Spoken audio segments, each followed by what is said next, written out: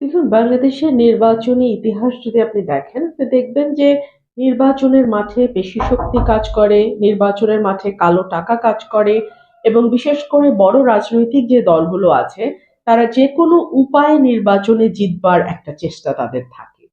তো এই নির্বাচনে আমি যেহেতু স্বতন্ত্র প্রার্থী, ডেফিনেটলি আমার প্রতিপক্ষ হিসেবে যেই বড় দল আছে মাঠে, তারা আহ, নির্বাচনের আগে যে কোনো কিছুই করতে পারে। সে কারণেই বারবার সাবধান করা এবং আমার যে একটা গণজোয়ার আলহামদুলিল্লাহ আলহামদুলিল্লাহ তৈরি হয়েছে, সেটা অনেকেরই ভয়ের কারণ।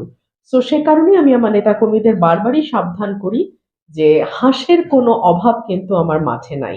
তো হাঁসগুলোকে যেন সন্ধ্যার সময় গুনে খোয়াড়ে তোলা হয়, সেই ব্যাপারটা আমি তাদেরকে বারবার বলেছি।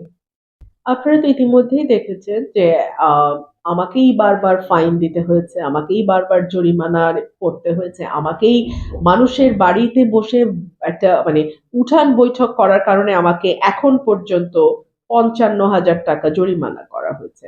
আর বড় বড় স্টেজ করে বিএনপির সমর্থিত প্রার্থী মিটিং করেছে, ভোট চেয়েছে, যখন প্রাক নির্বাচনী মানে প্রচারণার আগে শুরু হওয়ার আগেই তারা নির্বাচনী প্রচারণা করেছে দোয়া মাহফিলের নামে। দোয়া মাহফিলের নামে তারা আমারকে নিয়ে কুৎসিত মন্তব্য করেছে, কুৎসা রটনা করেছে। প্রশাসন একেবারেই নীরব কানা বোবার মতো আচরণ করেছে।